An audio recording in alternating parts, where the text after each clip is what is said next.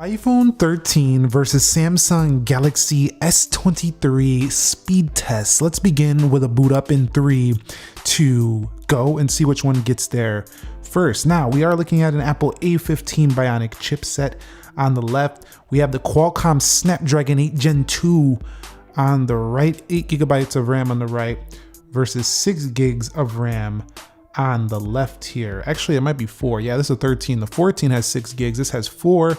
iPhone said, shut your mouth, Nick.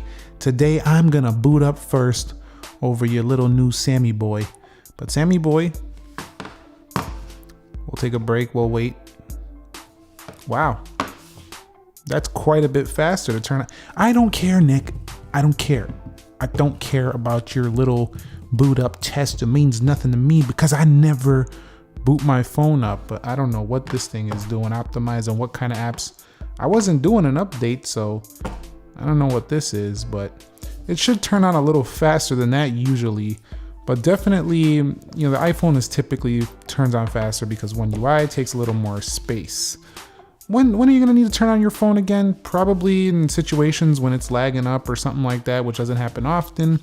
Or if you just want to clear out the RAM, clear out the memory, and just kind of have a fresh start, it's good to boot them up once in a while. So confirming the software, we have One UI version 5.1, Android 13 for the Samsung. Over here on the iPhone 16.4, the latest version just got announced and released a couple days ago. So definitely the latest and greatest over here on the iPhone 13. And you can see right here on the home screens, these phones actually have a similar look and feel size-wise, both around 6.1 inches. There's a big difference though. iPhone 13 employs a 60 hertz panel. So for a lot of people that's yuck in 2023, but a lot of people also don't really give a hoot about that whatsoever. But the Samsung S23, when generally scrolling through the phone, actually feels a little bit faster for sure. So just wanted to mention that. You know, back in the day, the Samsung phones definitely did feel not quite as smooth on the home screens are generally going through their systems. And this whole little debate about, oh, we'll give it a couple of weeks and watch how that thing lags. Listen, no, it's not lagging at all. Not at all. So definitely smoother on a Samsung when it comes to the general user interface. All right, guys, so we've arrived at the application test and here we are. Everything is closed out for both phones, have the same applications lined up on both. Let's go to calendar. You can see Samsung's animation looks a little faster. We'll go into calculator. Samsung once again, we'll swipe up out of there and look at how similar the apps look when you close them. Samsung with a faster animation once again. We'll go over here to world clock. So if you have a 13, you're thinking about upgrading to the S23, getting that trade-in value, getting this much cheaper and getting some improved specs. So far, it's looking like you're gonna get a better performer as well. Let's head up out of here and let's go into Play Store, App Store. And you can see Play Store was slower that time than the iPhone. We'll go over here to apps and you'll see Samsung on the right, scrolling through. Pretty similar, but we have a faster scroll for the Samsung. We have that smoother looking feel, but that choppiness of 60 hertz is pretty evident when you compare it to 120 hertz. So definitely Apple needs to go to at least 90 hertz on the iPhone 15s. We'll go over here to Twitter on both and you'll see right there, Twitter far faster on it was the Samsung. Let's go over here to my latest post. That's not my post. Let's go to my latest post here. You'll see once in application, both of them pretty good here. We'll swipe up out of there. We'll go into Groupon. You can see Groupon first there on the right, categories, again on the right. And man, that's faster on the right. Man, does this Samsung hum along just fine. Let's go over here to beauty and spas. It's not that, you know, the iPhone doesn't hum along as well. It definitely does, even being an iPhone 13. It's that we benchmark phones against the iPhone. It's always been the top performer, so I'm gonna benchmark it against the top performers.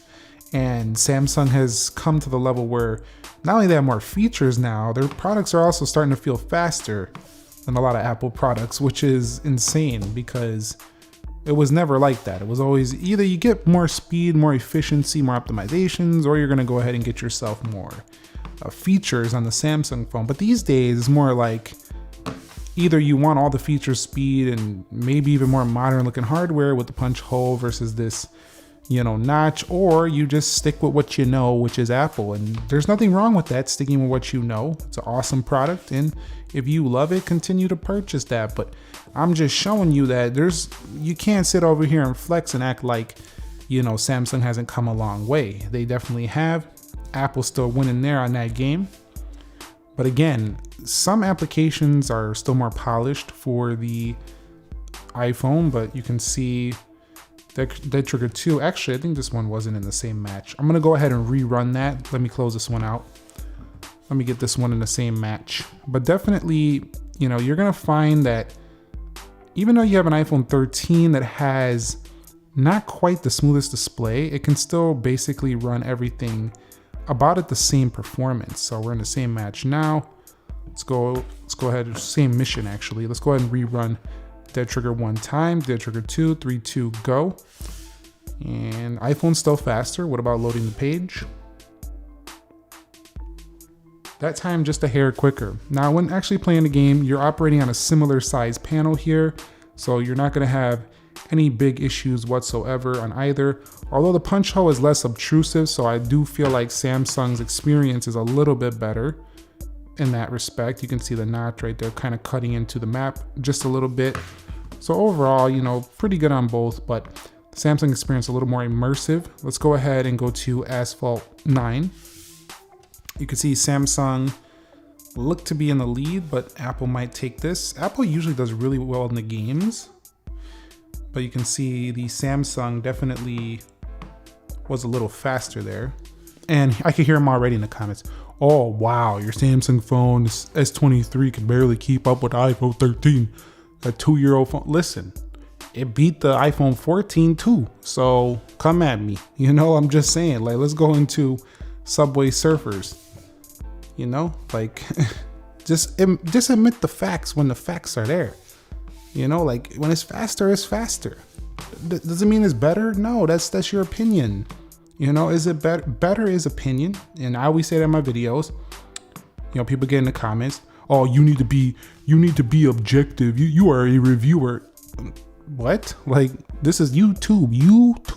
You talk about things you enjoy and you're passionate about. And I'm giving you my takes here.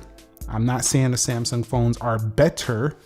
I'm saying that in some ways they are, some ways the iPhones are.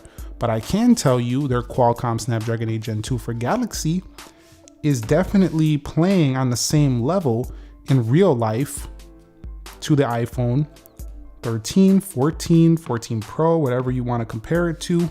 Those right now, they're playing on the same level. Let's go into Geekbench 6. And you could see Geekbench 6, definitely faster on the right, and 3D Mark on the right, a little bit by animation. So overall, I would say Samsung won this out, definitely over the iPhone 13. If you're looking for an upgrade, you can trade in 13, get a nice substantial discount. But only do this if you plan to keep your Samsung a while, or you're gonna stick with the Samsung ecosystem, because the trade-in values and the resale values are lower on Samsung phones, so keep that in mind. But overall, just in this app speed, I'm gonna have to give it to the Galaxy S23. So let's go ahead and take it through their memory management now, or RAM management, and you'll see both of them doing well. And you know, I get this comment multiple times, oh, you're only testing the memory performance when you're doing these tests. If you want to get technical, maybe, but what I'm doing is I'm doing what I do on a day-to-day and what most people do. They open applications. They play around with them. They open up stuff in the applications.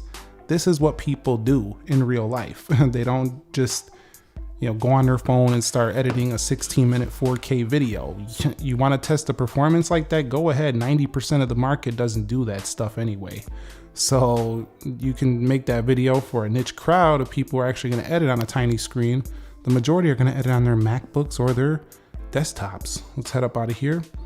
eBay, Best Buy, Amazon, Groupon, Play Store, Clock, calculator, calendar. Look at the speed right there. The speed, just very, very nice. RAM management wise, no issues. There was no reloads, nothing like that. Something I used to see on Samsung phones in the past was a little glitch. Now look at that. You go out fast, it goes out fast. You go out slow, it will provide you with a little bit of a slower, smoother looking animation. If you come out like that, it'll come out smooth too. Just like we've been used to with the iOS experience, as you can see right there, as you can see right there. So very good. All right, so here's the internet browsing tests. Let's go to apple.com here first, see how they do. Pretty much the same. We're gonna learn more about the iPhone 14, just kind of see how they open up this stuff. Pretty good there. Let's go ahead now and open up another website. We go to Samsung's website, samsung.com, 3, 2, go. And you can see Samsung first on the left. That's funny because the Apple website was a little faster. They were like switching, but overall, I mean, zooming, scrolling smoother and faster on Samsung now. Whereas we have a slower, more probably pleasing to the eye scroll on the iPhone because it doesn't go so fast through like on the Samsung. But overall, I mean, both of them very good in the internet performance, and both have 5G capabilities, so neither is behind in that respect. All right, guys, and here is our final Geekbench 6 scores. You can see the iPhone 14 or 13 actually has a little bit better single core and better multi-core scores. So Samsung, pretty great scores, but they don't beat the iPhones. Let's go over here to 3D Mark. And we'll run a wildlife extreme test and we'll see basically which one can come out on top. Now these don't take too long. They're like less than a minute long, but I'll be back when they're done. You can see Samsung already in the lead. The scores might be a little different here. We'll go ahead and come back in a second. And here are our final wildlife scores. You can see the iPhone 13 with a 2343. Samsung wins it out here with a 3402. With 6 frames per second higher average frame rate over Apple's 14 on the 13 model. So what is the conclusion of this video? Which is the faster overall phone? I can tell you from using both of these phones extensively, the Samsung device feels faster with its 120 Hertz and its animations look quicker. So what you visually see day to day and what you'll actually majority of the time be experiencing, the Samsung feels like the faster phone. Now, if you want to talk about Geekbench 6, the A15 being faster in certain applications, that's going to be the case, but the 60 Hertz holds it back from feeling on the same level in speed as the iPhone, as the Samsung Galaxy S23 over there. So let me know your thoughts. Are you keeping your 13, upgrading to the 15, or hoping for a better improvement? Are you going to swap over to this S23? Or are you just going to stick with the iPhone 13 a while? Keep in mind, both these phones are still very fast. They're both built to last. So this is not a video trying to convince you have to get one or the other. I made this video for entertainment. I love seeing how fast these guys perform next to each other, so I wanted to share it with you all. So thumbs up if you enjoyed it. Subscribe if you haven't already, and let me know if you want to see any of these other speed tests that we forgot to compare with the S23 models, because there's plenty of so let me know if there's any more speed tests that I missed out on that you wanted to see with Samsung's S23, the latest Samsung phone on the block. I'll catch you on the next one. Nick here. Be sure to be well, and peace.